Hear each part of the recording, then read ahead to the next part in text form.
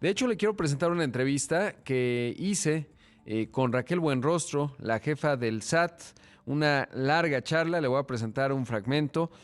Fue una entrevista de 1 hora, estarás usted escuchando la primera mitad.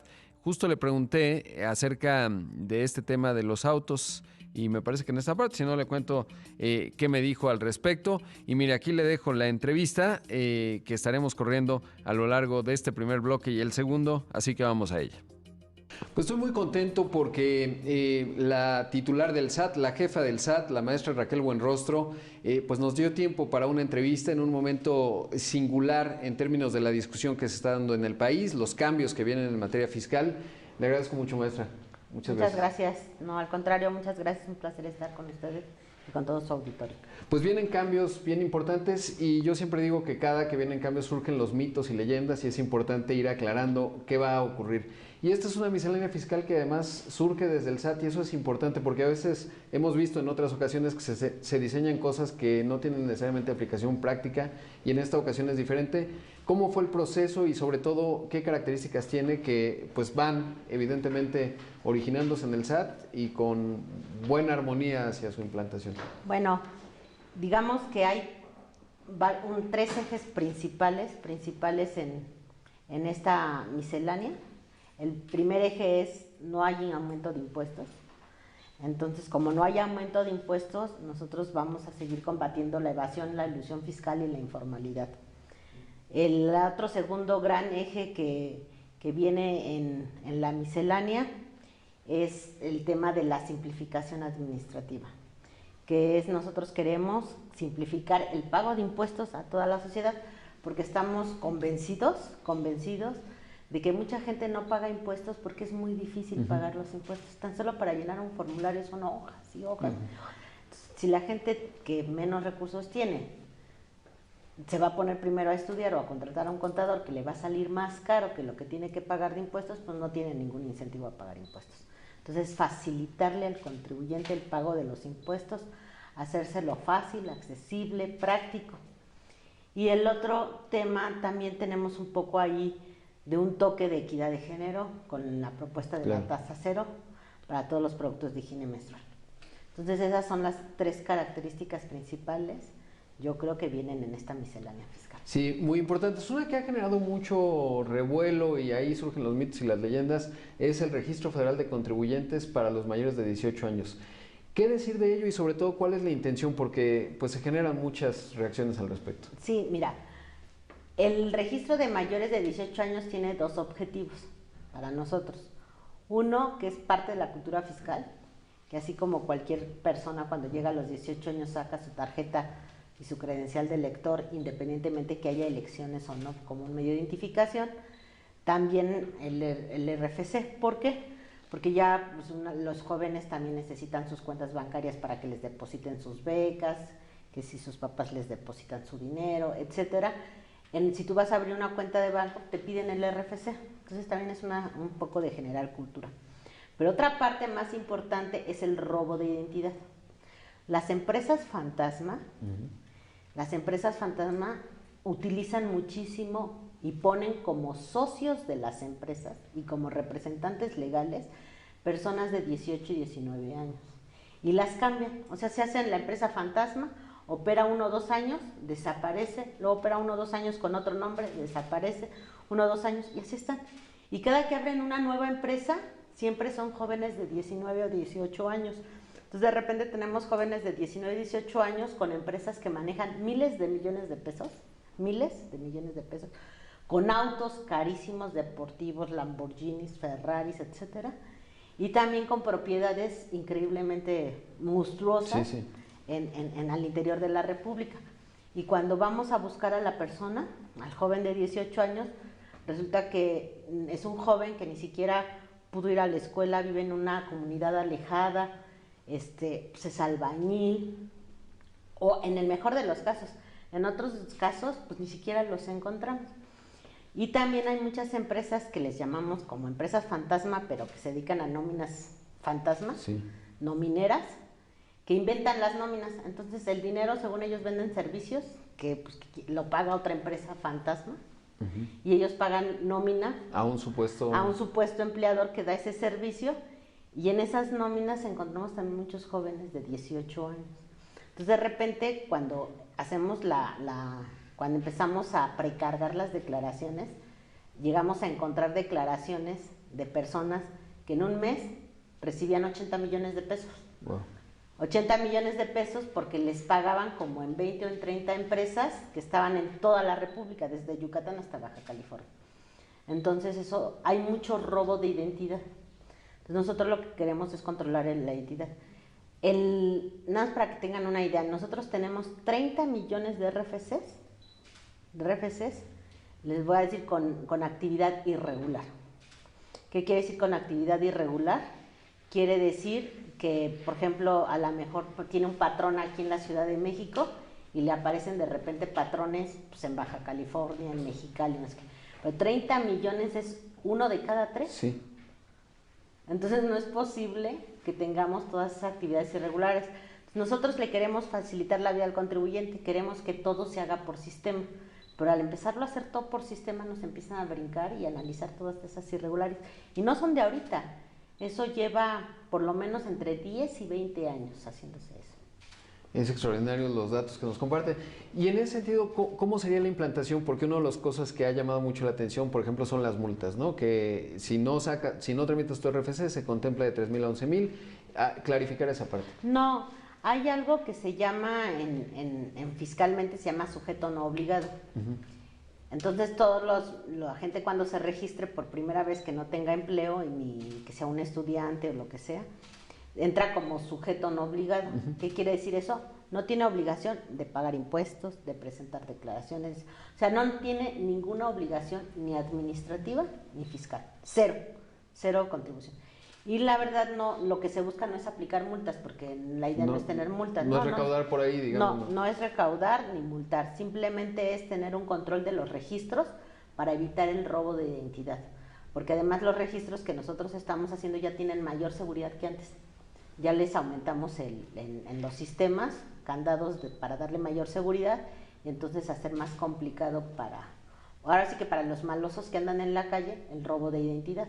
Entonces, ¿quiénes están más preocupados porque esta medida no camine? Son todos aquellos que defienden las empresas fantasmas y los factureros. Entonces, todos aquellos que tengan intereses con factureras y con empresas fantasmas, pues obviamente son los que promueven muchísimo que esta es una medida de terrorismo fiscal, pero no es cierto. Simplemente es una medida de seguridad para proteger la identidad del joven. Bueno, pues ahí esta primera parte de la entrevista que me dio la titular del SAT, Raquel Buenrostro. Ya estamos escuchando algunos de los temas vinculados, por supuesto, al Registro Federal de Contribuyentes, que se estaría buscando que fuese obligatorio. Y bueno, pues mencionaba ella cuál es el objetivo. Sí que me sorprendió el dato, 30 millones de registros con inconsistencias de los 90 millones que ya tiene el Servicio de Administración Tributaria, pero sobre todo el hablar de que pues no estarían buscando simplemente cobrar multas. ¿Y el proceso cómo se llevaría a cabo? Porque hoy vemos, por ejemplo, el INE tiene una distribución y una red formidable, evidentemente el SAT también. De hecho, buena parte de lo que estamos observando tiene que ver con procesos tecnológicos muy sofisticados. ¿Cuál sería el proceso, digamos, el primer paso? Un joven cumple 18 y ¿cómo ocurriría? Sí, nosotros lo que vamos a hacer es, van a entrar algunas aplicaciones también adicionales en enero, más sencillas, pero sí tiene obviamente que presentarse en ventanilla. Sí. Pero la idea es que primero entre al portal de SAT, meta sus datos personales, haga sus registros, etcétera, y ahí mismo todo en línea, y ya lo último que va a pasar es a presentarse al SAT para la toma de sus biométricos, que es pues, la huella, la firma digital, etcétera, y ya todo lo hace en línea, y ya después de que hizo toda la carga en línea, pide la cita en el SAT y nosotros se la damos. Y al principio lo que vamos a hacer, como es una cosa nueva, vamos a generar nosotros mucha disposición y mucha iniciativa, y lo que queremos es empezar a ir primero a universidades públicas. O sea, nosotros tenemos también equipos de enrolamiento, le llamamos, o de registro móviles. Entonces lo que vamos a hacer es que con estas unidades móviles vamos a empezar a asistir a las escuelas públicas, a las universidades preparatorias públicas, y en la medida que, pues, que vayamos platicando con las escuelas privadas, si así nos lo permitieran, si es que se llega a aprobar esta reforma, pues empezar a ir y empezar a promocionar el registro mediante enrolamientos con oficinas móviles, ¿no? Claro. Ir a buscar al joven para que también en lo que hay un cambio de cultura, ¿no? Sí, por supuesto. Y se cambia la percepción, porque la percepción no es, a nosotros no nos interesa cobrar multas. De hecho,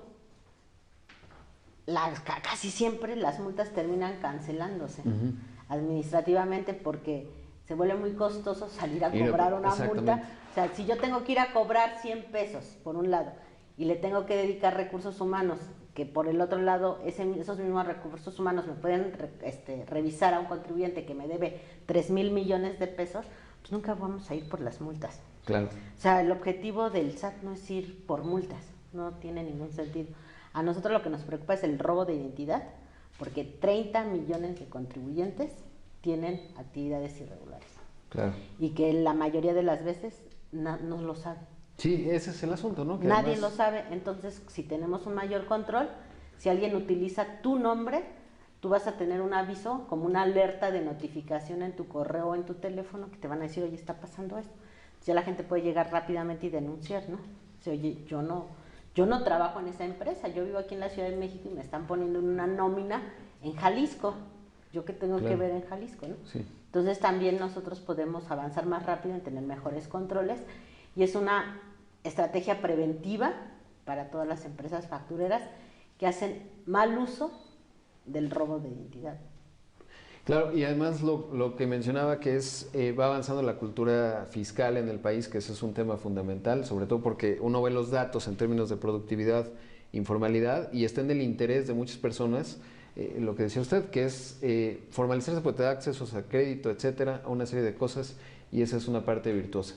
Ahora, otro componente, y ahora me voy a algo que, digamos, no asusta tanto, pero que es un tema importante, es la carta aporte y todos estos cambios que se han dado en materia de comercio exterior. Ahí, digamos, ¿cuál sería el ángulo? El cartaporte no es una medida, por ejemplo, ahorita de la miscelánea, salvo por la penalización del fondo, que es el contrabando. Sí. Pero el contrabando, pues, es un delito que existe. Ajá. Y ya está tipificado, pues, hace muchísimos años, y lo único que estamos poniendo es una especificación de un elemento adicional, ¿no? Cuando surge el transporte. Sí, que es la carta aporte. ¿Qué es la carta aporte? Desde 1993 se empezó a regular el transporte con ciertas informaciones que le piden a los transportistas, desde 1993.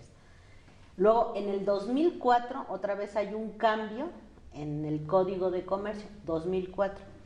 Y esta información de los transportistas se unifica en algo que se llama cartaporte, y aparece por primera vez el nombre cartaporte en el Código de Comercio en 2004.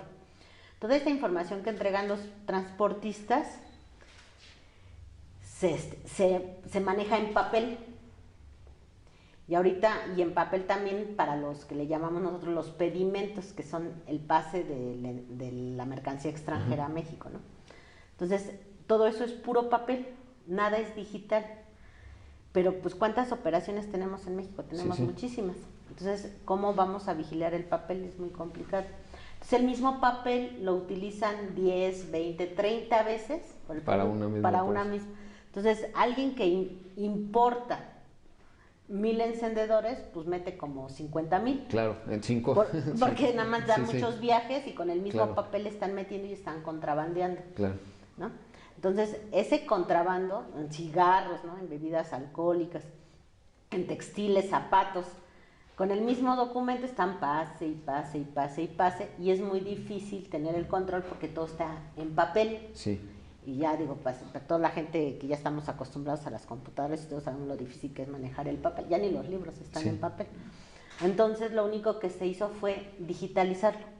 No se está pidiendo nada nuevo a lo que ya existía, absolutamente nada nuevo, y solo se está dando la facilidad. El SAT, digamos, se coordinó con la Marina Mercante, con Comunicaciones y Transporte, con las otras instituciones que tienen medios de transporte, para prestarle la infraestructura tecnológica, y eso que se maneja en papel, ahora se haga digital. Y eso va a evitar, pues, el contrabando. Claro. el contrabando, y por eso lo estamos metiendo ahí. Y además, no solo eso, sino si ya es digital, podemos establecer, y ya estamos en pláticas, enlaces de comunicación, por ejemplo, con Estados Unidos, que es nuestro principal socio comercial, intercambiar información ellos también digital, cruzarla, y si nosotros podemos cruzar cierta información, podemos formar algo que el secretario denominó corredores de confianza. ¿Qué quiere decir corredor de confianza? Que puede haber lugares donde fluya el comercio exterior mucho más rápido y ya ni siquiera tengan que revisar los agentes aduanales o los oficiales de comercio exterior, estén revise y revise. Ya tienen trazabilidad. No, porque ya tienen trazabilidad del producto y hay además mucha facilitación para el cruce de mercancías, las idas y las vueltas, y se hace más ágil también el comercio. Entonces, toda la gente que entre en estas rutinas se puede entrar a algo que se llaman corredores de confianza, o de confiabilidad, perdón, corredores de confiabilidad, porque como toda la información está cruzada. Nos falta tiempo para eso, pero primero es digitalizarlo. Y luego estamos ahorita ya también en pláticas con Estados Unidos de cómo intercambiar la información, y eso lo que va a hacer es más ágil y más rápido el cruce de las mercancías por un lado. Entonces, para el contribuyente, para el empresario que se porta bien, pues ya no va a tener ahí los contenedores 10 días o 20 días y estar pagando o estar perdiendo, sino de manera automática con en este corredor con fiabilidad pasa luego la mercancía, y los que están contrabandeando pues ya van a tener que pagar sus impuestos, que también beneficia al empresario formal, porque ya no tiene esa competencia desleal, ¿no? Sí, sin duda, y además ahora está en el eje de la discusión, apenas el presidente Biden está viendo cómo agilizaba justamente la logística, y está en ese sentido. Esta es parte de esas pláticas, y sé que se están teniendo con Estados Unidos y que se está teniendo intercambio de información, forma parte de todo este conjunto de medidas, y ya se venía trabajando pues incluso con muchas de las cámaras desde principios de año. Desde principios de año se empezó a trabajar con las diferentes instituciones y luego con las diferentes cámaras. Pero sí es muy importante señalar que nada de lo que se pide es adicional, ¿eh? Claro. Todo existe por lo menos desde 2004 y algunas cosas desde 1993. Ahora, algo que generó sin duda apoyo unánime es la tasa cero en productos de higiene femenina, que creo que es realmente virtuoso. Ahí cómo surge, y sobre todo pues ver también cómo finalmente las empresas pues no se comen esa tasa cero, y se refleja finalmente en el objetivo, que es hacerlo más accesible. Sí, bueno, ya esta es una demanda, digamos, que ya tenía muchos años. Ya había muchas organizaciones civiles, muchas organizaciones sociales que habían venido y manifestando esta necesidad. Incluso algunos diputados del Parlamento ya en el año anterior también habían tratado de meterlo a la discusión. Y la verdad, yo creo que en su momento la Secretaría de Hacienda no tuvo la sensibilidad pues para adoptar la medida y apoyarla. Con la llegada del doctor Rogelio Ramírez de la O, y con la confianza que se nos dio para hacer la propuesta de la miscelánea fiscal, pues nosotros quisimos retomar esta demanda de mucho tiempo, de muchas organizaciones que consideramos además válida. O sea, nosotros coincidimos con ello porque pues la tasa del impuesto, lo que comento y como lo veo, ya sí ya de manera particular, es indirectamente es un impuesto a un proceso natural. Exacto, sí. Que es el proceso de la gestión menstrual. Entonces es como si te generan un impuesto por algo natural. Entonces, ¿eso qué genera? Por ejemplo, nosotros tenemos en México 60 millones de personas que están en etapa de gestación menstrual, y de esas 60 millones de personas, más o menos entre 40 y 60% de las personas no tienen recursos o viven en condiciones económicas insuficientes para adquirir estos productos. Entonces se hacen llegar de otros elementos, de papel, de toallas. O sea, a veces ni siquiera tienen agua potable como para limpiarse. Esto genera sin duda discriminación, desigualdad, y nada más hace una brecha más fuerte de discriminación y de diferencia de género, ¿no? Entonces nosotros creemos que sí ayuda y beneficia, porque además es un tema de salud pública, sí, ¿no? Sí. Porque es toda la gente que tiene que no puede adquirir estos productos, pues le genera muchísimos problemas de infecciones, de otro tipo de enfermedades, que al final del día, pues los tiene que también absorber el gobierno con el lado del presupuesto, porque tiene que atender esto, ¿no? Entonces, para evitar un tema de salud pública, pues lo vemos más como una medida preventiva, y entonces ya la idea es que las empresas pues bajen el precio, que esto se traduzca en una disminución de precios del producto para que también haya mayor accesibilidad a ellos.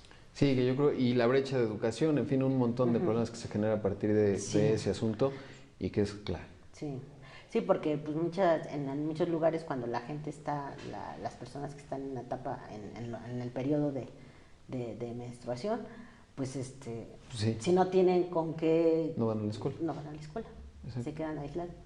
Entonces sí, tiene varias connotaciones, ¿no? Económicas, sociales, es totalmente discriminatorio. Sin duda. Ahora, un aspecto que me parece muy positivo es el régimen de confianza, porque justo quita complejidad al proceso de pagar impuestos y eso va a ayudar a habilitar, digamos, a que más personas lo hagan y sobre todo eso aumenta la base, pero además genera un proceso automatizado de menos burocracia. ¿Cómo se diseñó eso y sobre todo qué implica en términos de los sistemas? Porque también hay mucho trabajo que se ha hecho en el SAT, que no está sencillo para que te llegue prellenada. Y yo con los que he hablado, pues muy feliz, yo soy asalariado, pero los que están, digamos, persona física con actividad empresarial, pues qué felicidad, ¿no? Porque a partir del otro año van a pagar bastante menos. Sí, mira, lo que nosotros observamos aquí en el SAT, pues de entrada es impresionante los formatos que se tienen que llenar. Sí, sí. O sea, la verdad es que yo nunca... O sea, es más fácil leer otro libro, la Biblia completa, yo creo, otro libro, por decir un libro que todo el mundo conozca, que leer todos los formularios del SAT, ¿no? O sea, es complicadísimo. Aparte que es complicadísimo, usan lenguaje súper técnico. Y luego, pues, lo que luego a veces no pensamos aquí en áreas técnicas es que el que tiene que pagar impuestos, pues no es contador ni es abogado. Tenemos desde todas las profesiones hasta todos los oficios. Entonces, no le podemos exigir a la gente que entienda todo eso. Y todo el mundo tiene derecho a las deducciones, pero una gente que no conoce bien los temas, pues no puede aplicar sus deducciones. Entonces hay gente, esta manera de cobrar impuestos incluso es hasta regresiva, porque los que más tienen, los que tienen el acceso a los despachos grandes, pues optimiza y hace sus planeaciones fiscales y paga menos, ¿no? Decíamos, los grandes contribuyentes pagan, si tomamos los impuestos de los grandes contribuyentes, el ISR, entre sus ventas totales, pagan aproximadamente 2.4% en promedio. Y todos los demás pagamos el 30%, y pues es completamente regresivo el pago del ISR. Entonces, lo que hicimos nosotros fue como, con la información que tenemos, dijimos, si toda la gente que tiene ingresos supiera todo lo que tiene que hacer de deducción, ¿cuánto tendría más pagando? O sea, el neto. Pues todos tendrían que estar pagando, pues como el 2.4%, 2.5%. Bueno, pues entonces, hagamos las deducciones por ellos. Hagamos una propuesta más simple de cobrar impuestos, donde ya no tengan que leer todo y que nosotros mismos les hacemos las deducciones promedio que tiene la gente común y corriente, que la colegiatura, que los servicios médicos, que etcétera, para que ellos no tengan que llevar toda esa carga administrativa y de conocimiento contable. Entonces, por eso hicimos la propuesta y estamos aplicando, en el caso de personas físicas, estamos cubriendo 4 regímenes, que son personas físicas con actividad empresarial, las personas que tienen arrendamiento, lo que antes era el régimen de incorporación fiscal, y los que tienen actividades primarias, ¿no? Agricultura, ganadería, pesca. Entonces, a este núcleo tomamos todos aquellos que tienen ingresos menores a 3.5 millones de pesos, y todos ellos tienen acceso a Y allí al interior se hicieron varias tablas que van a pagar entre el 1% y el 2.5%. De esta manera, aparte de que se hace muy fácil, ahora sí el impuesto ya es regresivo, porque de modo que estas personas estén pagando un porcentaje mayor al que pagan los grandes contribuyentes, pues no tiene ningún sentido. Ese es para personas físicas. Y en el caso de personas morales no se cambió la tasa, sino se le dieron otro tipo de facilidades. Ahí en las personas físicas se personas morales, fueron aquellas personas morales que tienen ingresos menores a 35 millones de pesos al año, que los socios son personas físicas. O sea, esto va muy orientado a la empresa familiar, a los grupos de amigos que se juntan para hacer un negocio, pero que no provienen de grandes empresas que hacen otras empresas morales subsidiarias, digamos, o hermanas, partes relacionadas, para distribuir como las funciones que hace la empresa, ¿no? Está orientado más a las personas, como a las empresas familiares. Sí. Brevemente hablar de una estrategia que me pareció muy interesante, sobre todo si la comparamos con otros países, y es irse sobre los grandes contribuyentes. Yo me sorprendí mucho cuando un día en la conferencia en la mañana casi 12,000 empresas aportan 52% y la estrategia fue ir sobre esas 12,000 justamente porque pues el volumen les alcanza para pagar a los mejores contadores y eso ayuda, y ha ido ahí una estrategia muy interesante. ¿Cómo va a seguir desdoblándose la misma en 2022? Porque además van por sectores, ¿no? Sector automotriz, tal. ¿Qué viene en esa estrategia que además ayudó a que, a diferencia de otros países, pues no estuviésemos presionados para justamente incrementar impuestos? Bueno, en la parte de trabajo, digamos, del día a día del SAT, nosotros seguimos con la misma estrategia y ha ayudado mucho lo que sacamos que se llama la tasa efectiva. Efectiva, exacto. Que estamos publicando cuánto debería pagar más o menos una empresa de cierto sector, que esté bien. Y los que estén por debajo, pues hay que revisar sus cuentas porque seguramente están haciendo planeaciones muy agresivas. Sí. Eso nos da un estimado que en las publicaciones, que son como 200 actividades que hemos publicado, nos da como una evasión de alrededor de 1,5 billones de pesos. Bastante grande. Y por último, ¿cómo es la relación con el nuevo secretario? Es muy buena, la verdad es muy fácil porque es una persona con la que se puede trabajar muy bien, agarra muy rápido todo y aparte apoya mucho, entonces, y además vamos perfectamente en la misma línea. Entonces ha sido pues muy, muy sencillo, muy agradable. Qué bueno. Pues maestra, un gusto. Gracias por la entrevista, por el tiempo, porque sé que la gente es muy intensa, pero creo que hemos tocado los temas más importantes y ya por lo menos vamos despejando algunos mitos y realidades, sobre todo el tema del RFC, algunos otros. Así que muchas gracias y espero que podamos conversar en algún momento más adelante. Muchas gracias. Muchas gracias. Creo que sí. Muchísimas gracias. Ahí vimos y escuchamos a la titular del SAT, la maestra Raquel Buenrostro.